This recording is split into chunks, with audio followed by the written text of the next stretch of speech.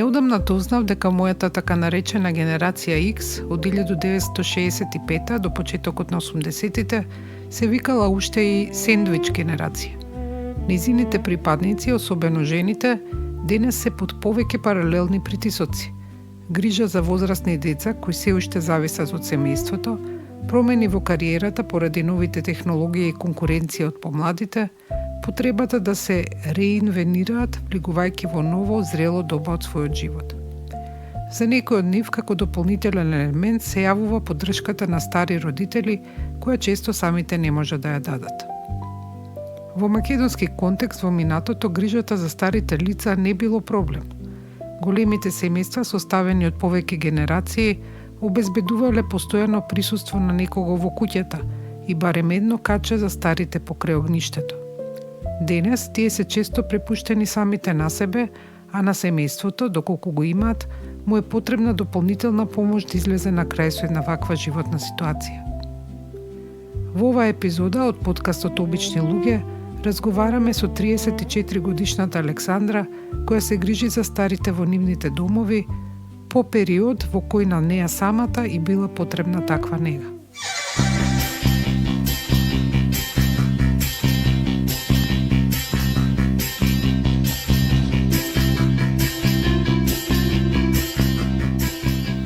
Принцип, ако се навраќам наназад, кога сум била дете, од секогаш сум сакала да се мешам со старите. Значи, тоа ми било фејф, онака, кај што се они, тамо сум и јас, пошто јас сум родена во Тетово, значи сум родена во село, до 9 годишна возраст живеев тамо, и на 9, нецели 9 се преселивме во Скопје фамилиарно заедно со моите.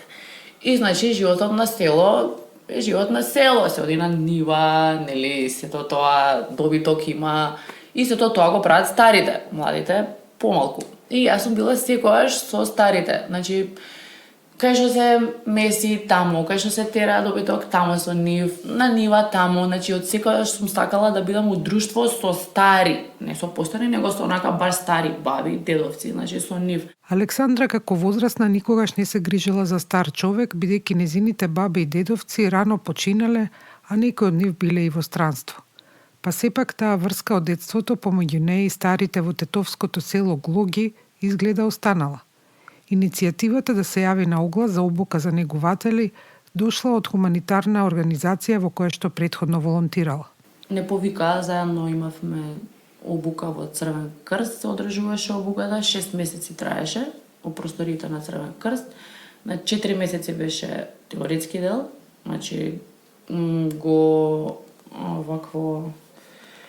го водеа стручни лица, имаше негователи, имаше психолози, имаше социјални работници, доктори, сето тоа. И имавме уште плюс дополнителни 2 месеци во домот за стари лица и Дила Терзиева, таму тие помошните простори исто.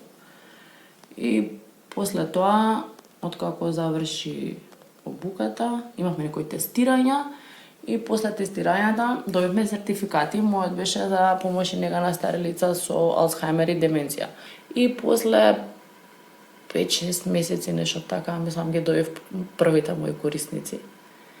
Таа беше дедо Доро и баба Олга. Они беа и двајцата со Алцхаймер во напредна фаза. И сосема различни, значи двајцата нема...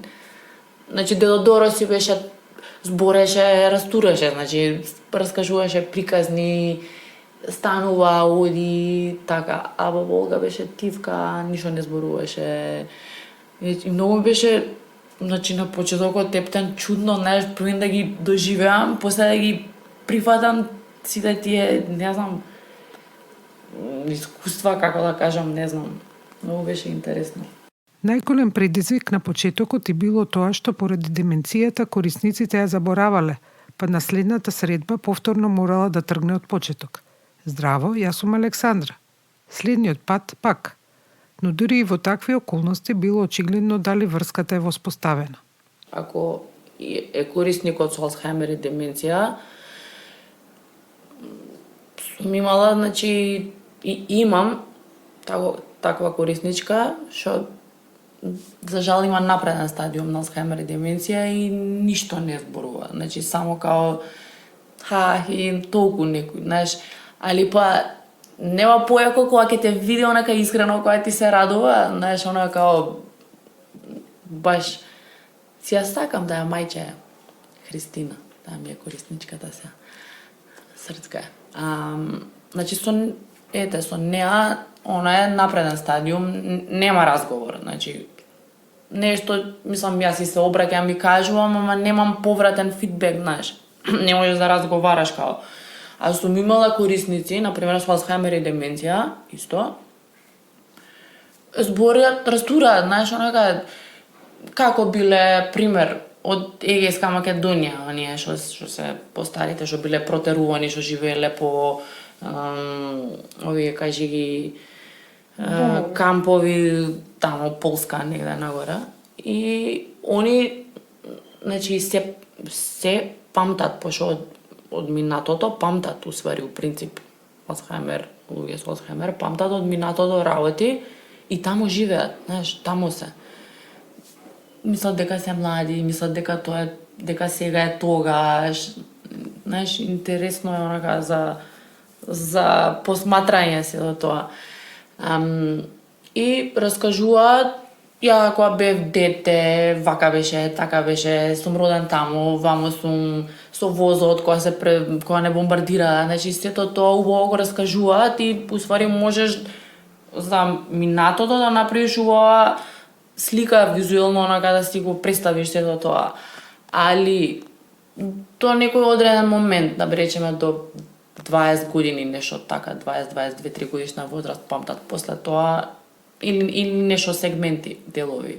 И се држат за, да речеме, 10 приказни и тие ги вртат во круг. Зборам за по фаза некоја поодмината, не некоја почетна фаза. Ако разговарам со некој што е само стари, изнемоштен, има потреба да разговори друштво, нели? Тогаш се имаш онака разговор за сите пари. И за себе да каже, и тебе да те советува што како е добро, што не е добро. Со оглед на тоа што веќе 3 години се грижи за стари лица, неколку е природно да доживеела и смртни случаи. Но еден од нив бил специфичен. Звонам на врата и сега пази, ја одам тамо за дедово, живеат баба и дедово заедно. Баба е витална, здрава и со разум и физички и сето тоа, а дедово е тој што има деменција, нели? И сега они се грижи баба за него кој што може и сега ја од Бајле идам на работа, звонам на врата и звонам и никој не ми отвара, ме разбираш, обично бабичкава е таа што станува отвара, дедово си лежи, ме разбираш. И звонам еднаш, 2 пати, 3, 5, 10 и онака, знаеш, почнува да ми играат внатре, викам, нешто се дешава, знаеш. Гледам, викам да не, си помислив, викам да не отишла во продавница, во зграда живее, и гледам папучите за надвор што и се, тука и се. Ме казна змија, викам, ова нешто се случува. Звонам, тропам на телефон, напоредно звонам, нема шанси и го слушам дедово од внатре, вика, кој е? А он душичка беше и слеп. Скоро. Значи, нешто 20-30% дали гледаше. Со едното око слеп, другото 20-30% дали гледаше. И кој тропа? И ја викам, кај е баба, знаеш, и он вика, а он не знае да ми одговори. Што е? Што викаш? Кој тропа? Сакате да ме ограбите, знаеш, нешто. Почнам да викам, ке седам кај керкава. И звонам, викам, вака и вака, викам, нешто се случува, не ми отвара мајка ти. И вика, леле, знаеш, ја фати паника и неа дојде. Клуч додека, па го заборавила клучот од дома, знаеш, стрес, паника. И кога отворивме, што да видиме, она лежи мртва доле во дневна, кој што си лежала на креветот. И само претпоставувам нешто, пошто масата по телефонот да посегнала или по таблет. Пошто бабичка имаше сестри по странство и си комуницираа секој ден. И да посегне изгледа по таблетот, дали да побара помош или нешто, изгледа дали срце, претпоставувам срце удари. доле ја најдовме падната, леле. Значи, тоа ми беше онака директно, онака прво соочување со смрт, значи онака да И тоа видам. не на клиент, туку на жената. Да, што е многу уште пооткачено. Значи ти идеш таму, го чуваш за дело 8 умира јас таму, другиот. а умира баба. Значи онака ти директно на сето тоа го гледам, знаеш, го доживувам и ептен ми беше, значи се убив од плачење. Сето ова доаѓа по тежок период во кој Александра, тогаш на 27 години и со 2-годишно дете, дознава дека има рак. Па да, имав здравствен предизвик. Еден од најтешките предизвици во мојот живот, тоа беше 2019 година. Тогаш и ковид и ова ми беше хардкор. Значи ми диагностицираа карцином на дебело црево, значи на ректум. Имаше се тогаш и прашања и дилеми у глава, се што ми се вртеше. Син ми беше мал тогаш, тоа ми беше најтешко. 2 години имаше Алек. Ми се вртеше се у глава. Тогаш мислам дека се соочив ја со смртта. Тогаш мислам дека се соочив. Сигурно. Секакви сценарии во глава ми се врте, али најтешко ми беше за син ми, пошто беше мал, леле, ако ми се случи нешто како ќе биде. Али ете, сум имала век, што викаат старите. Ми прават колоноскопија за 3 дена од дента, пошто нели треба да се прочистуваш таму, пиеш некои течности, да се прочистат цревата, ми прават колоноскопија и кога се разбудив, имаше да слушнам што докториве са тој бе работа, значи нема само од околу напише на писмо, па ти, значи директно ти кажува, има некои промени, пошто зашто мутена се разбудив од анестезија, веќе има некои промени, тоа викам какви промени, ми вика рак. Ми се суши цел свет, мислам дека не знаев кај се наоѓам прво. И така, и сите као почаа после родителиве, нели, сите другарки, пријатели. Шок беше за сите, мислам, како што беше за мене, така беше за сите. Млада бев, 27 години имав, мислам, онака као...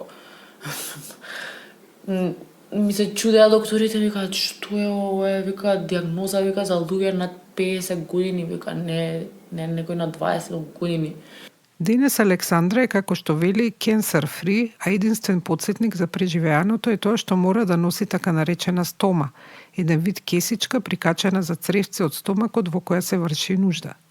На почетокот било непријатно затоа што можеле да се слушнат звуци, например на тивок час по јога, но подоцна се навикнала. Искрено, значи, ништо не ми смета. Значи, вежбам, трчам, значи, ништо, носи ништо, се си е као најнормално. Сега имаш тука кесичка, естетски малце. Може да ја видам или глупо? Може, не е глупо личи. Естетски не личи, ама сега тоа е. Еве. Па ништо страшно не.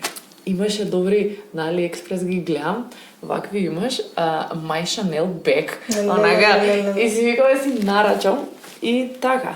Како што вели самата, искуството со старите помага да билда аватар според нивните најдобри особини. Дали и како сите овие искуства и го имат променет односот кон животот и како го замислува идеалното старење? Да, дефинитивно да.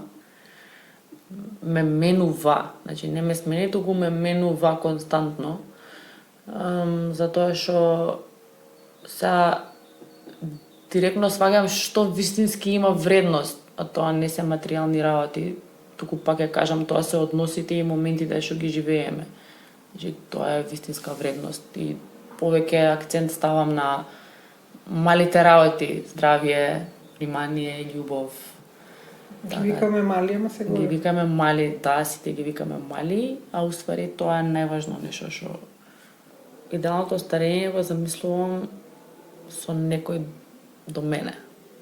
Така, значи, пошо дали семејство, пријатели, значи онака да не си сам. Пошо осаменоста е најтешката фаза од старењето за мене.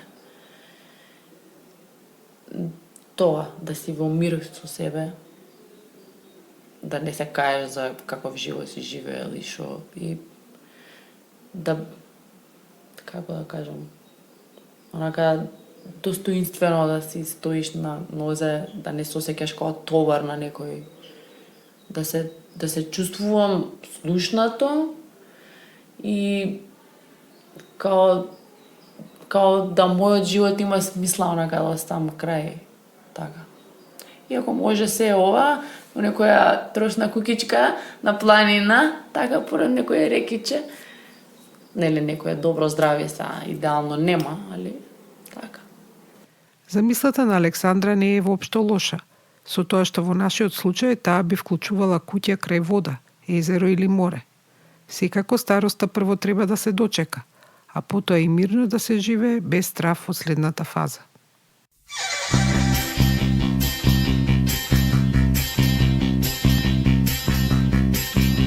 Ова беше 42-та епизода од подкастот Обични луѓе. Јас сум Илина Јакимовска, аудиомонтажа Бојан Угриновски, транскрипција Ана Шталковска-Гајтановска. За фотографии и целосен текст посетете ја нашата страница običnilugje.mk.